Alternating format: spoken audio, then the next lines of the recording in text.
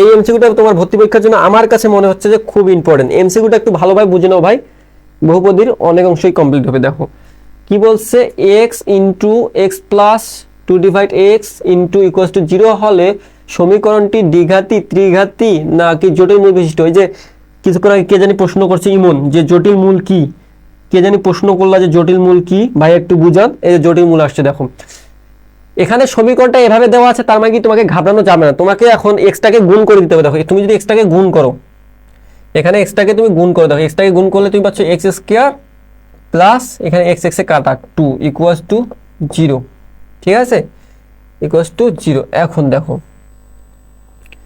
এখানে সমীকরণটি কি দ্বিঘাতী, সমীকরণটি কি দ্বিঘাতী, দেখো তো সমীকরণের সর্বোচ্চ ঘাত কত 2, তার মানে সমীকরণটি দ্বিঘাতী। সমীকরণটি কি ত্রিঘাতী না, 3টে ঘাত নাই, তার মানে ত্রিঘাতী হবে না। এখন কি জটিল মূল বিশিষ্ট, এখন তুমি এটা সমাধান করে দেখো, এক্স স্কোয়ার ইকুয়ালস টু -2 বা এক্স ইকুয়ালস টু √/-2। তোমার একটা জিনিস চিরজীবন মনে থাকবা, রুট ওভারের ভিতরে যদি কখনো মাইনাস সাইন আসে, রুট ওভারের ভিতরে যদি কখনো মাইনাস সাইন আসে, সেটা অবশ্যই জটিল মূল বিশিষ্ট সমীকরণ হবে, অবশ্যই জটিল মূল বিশিষ্ট সমীকরণ হবে, ম্যান্ডেটরি মাস্ট। তোমরা বলো উত্তর কি হবে, 11-এর উত্তর কি বলো, সবাইকে বলতে হবে 11-এর উত্তর কি, দ্রুত বলো।